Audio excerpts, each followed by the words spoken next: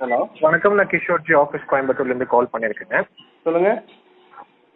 Sir ஒரு service call sir. 2 நிமிஷம் பேசலாமா? ஃப்ரீயாக இருக்கீங்களா? சொல்லுங்க சார். இது ஒரு சர்வீஸ் காலுங்க. 2 நிமிஷம் பேசலாமா? ஃப்ரீயாக இருக்கீங்களா? சார் பேசுங்க சார். ஜியோலேருந்து தானே பேசுகிறேங்க. சொல்லுங்க sir. Yes sir. Sir Tirupati sir, நம்ம ஜியோ நம்பர்லேருந்து இப்போ வேறு ஆப்ரேட்டர் சேஞ்ச் பண்ணிக்கிறதுக்காக ரெக்வஸ்ட் கொடுத்துருந்தீங்க இல்லைங்களா? ஆமாங்க சார். அது ரிலேட்டடாக சார் கால் பண்ணியிருக்கேன். சொல்லுங்க. நம்ம ஜியோ பயன்படுத்துறதுல உங்களுக்கு ஏதாவது சிரமம் இருக்குங்களா? ஆமாங்க, இந்தியா முழுசுமே சிரமம் தான் இருக்குது சார். மக்களுக்கு, இல்லாத மக்களுக்கு எல்லாருக்குமே சிரமம் தான். காசு இருக்கிறவங்களுக்கு கொண்டாட்டம், காசு இல்லாதவங்களுக்கு திண்டாட்டம். அங்கே வந்து ஜியோ கம்பெனி ஓனர் வந்து அம்பானி சார், அவர் கல்யாணத்துக்கு கோடி கணக்கில் 5000 கோடி 10,000 கோடி செலவு பண்ணிக்கிறாரு. அவர் பாட்டுக்கு விலையை ஏற்றிட்டாரு. சர்வீஸே ஒன்றும் போவராக இருக்குது. இன்டர்நெட் வேகம் இல்லை, ஒழுங்காக நெட்ஒர்க்கே கிடைக்க மாட்டேங்குது. இதெல்லாம் சரி பண்ணாமல் விலையை ஏற்றினா சாதாரண மக்கள் எப்படி யூஸ் பண்ணுவாங்க சொல்லுங்கள்.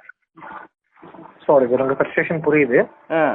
ஃப்ரீயாக எதுக்கு கொடுத்தீங்க ஃபஸ்ட்டு? 2016 ஃப்ரீயாக நெட்ஒர்க் கொடுத்து எல்லாரையுமே வந்து கவர்ச்சி பண்ணீங்க. இப்போ எல்லாத்தையுமே விலை எல்லாம் ஊருக்கு முன்னே விலை ஏற்றுறீங்க. இதெல்லாம் ஏமாத்து வேலை தானே, இது பித்தலாட்டம் தானே இந்த மாதிரி பண்ணுறது. ஃப்ரீயாக கொடுத்து ஜனங்களை கவர் பண்ணி இப்போ ஊருக்கு முன்னாடி விலை ஏற்றுறது வந்து பித்தலாட்டம் தானே, இது ஏமாத்துறது தானே, பகல் கொள்ள தானே சார் இது. கேட்கறதுக்கு யாருமே இல்லையா? இல்லை, உங்களெல்லாம் கேட்கறதுக்கு ஜியோ கம்பெனி கேட்கறதுக்கு எவனுமே இல்லைன்னு நினச்சிட்டிங்களா எப்படி? நீங்கள் ஒரு ஒன்று தான் நெட்ஒர்க்கே இருக்குது இந்தியாவில், வேற எதுவுமே கிடையாது. எல்லா நெட்ஒர்க்கையும் ஒழிச்சிட்டிங்க. 10-15 நெட்ஒர்க் இருந்துச்சு. ஜியோக்காரன் வந்து நாட்டையே அந்த ஜியோ அந்த சிம்மு நெட்ஒர்க்கே ஒழிச்சிட்டாங்க எல்லாமே. இப்போ பாரத் அப்படின்னு சொல்லிட்டு அதில் வர்றது கொடை வேற, எல்லாத்துலேயும் நீங்கள் உள்ளே வர்றீங்க. எல்லாம் நீங்கள் ஃபிக்ஸ் பண்ணுறது தான் ரேட்டு. நீங்கள் ஃபிக்ஸ் பண்ணுற ரேட்டை தான் நாங்கள் யூஸ் பண்ணணும் ஜனங்க. என்ன நெட்ஒர்க் கொடுக்குறீங்க ஃபஸ்ட்டு? உங்கள் நெட்ஒர்க் ஸ்பீடு இருக்கா ஃபஸ்ட்டு? 5G ஒழுங்காக உங்களால் எல்லா ஏரியாலும் கொடுக்க முடியுதா? அதை சரி பண்ண உங்களால் முடியல. இதில் விலை ஏற்றி என்ன பண்ண போகிறீங்க? உங்கள் பாருங்க, நீங்கள் கூடிய சீக்கிரம் 3வது இடத்துக்கு போக போகிறீங்க. நம்பர் 1க்கு வந்து பிஎஸ்என்எல் வரப்போகுது, நம்பர் 2க்கு ஏர்டெல் வரப்போகுது, 3வது இடத்துக்கு நீங்கள் போக போகிறீங்க. பார்த்துக்கோங்க. ஜியோ அட்ரஸே இல்லாமல் போக போகுது கூடிய சீக்கிரம் இந்த மாதிரி பண்ணீங்கன்னா.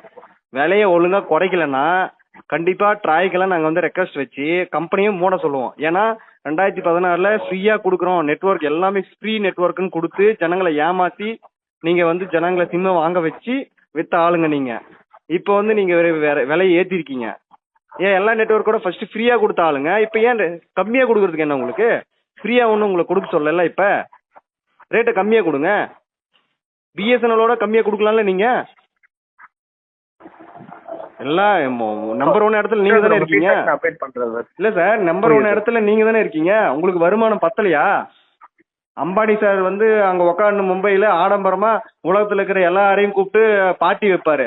இங்கே நாங்கள் வந்து ரீசார்ஜ் பண்ணி சாகணுமா? அவ்வளோ அமௌண்ட்டுக்கு ரீசார்ஜ் பண்ணி நாங்கள்லாம் கஷ்டப்பட்டு உழைக்கிறோம். எங்கள் காசு ரீசார்ஜ் பண்ணால் தான் நீங்கள் கோடீஸ்வரன் ஆக முடியும். அம்பானிக்கு வருமானம் வரும், இல்லைன்னா வருமா சொல்லுங்க? புரியுது.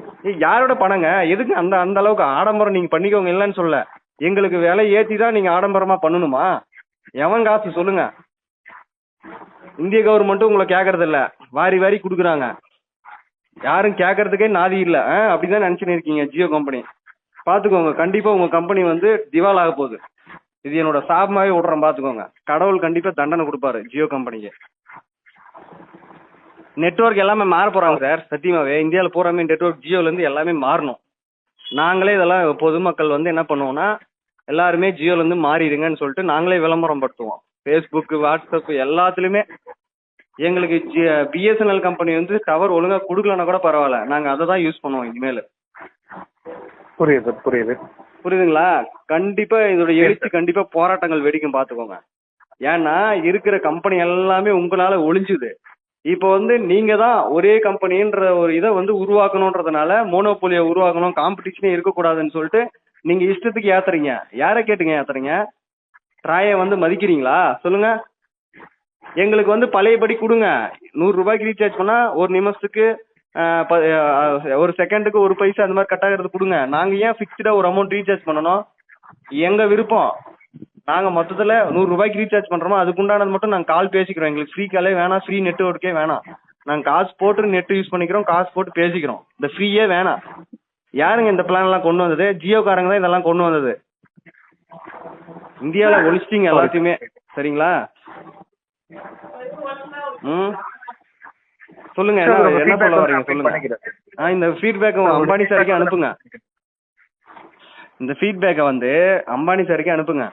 நானும் கால் ரெக்கார்ட் பண்ணியிருக்கேன், சோசியல் மீடியாலாம் ஸ்ப்ரெட் பண்றேன். சரிங்களா? Sure sir. மொத்தத்துல ஜியோ கம்பெனி வந்து விலையை குறைக்கலன்னா எல்லாருமே வந்து போர்ட் ஆயிருவாங்க, பாத்துக்கோங்க. வேற ஏதாச்சும் நீங்க சொல்ல விரும்புறீங்களா? இல்ல சார், அவ்வளவுதான் சார். ஓகேங்க, தேங்க்யூ. Thank you sir.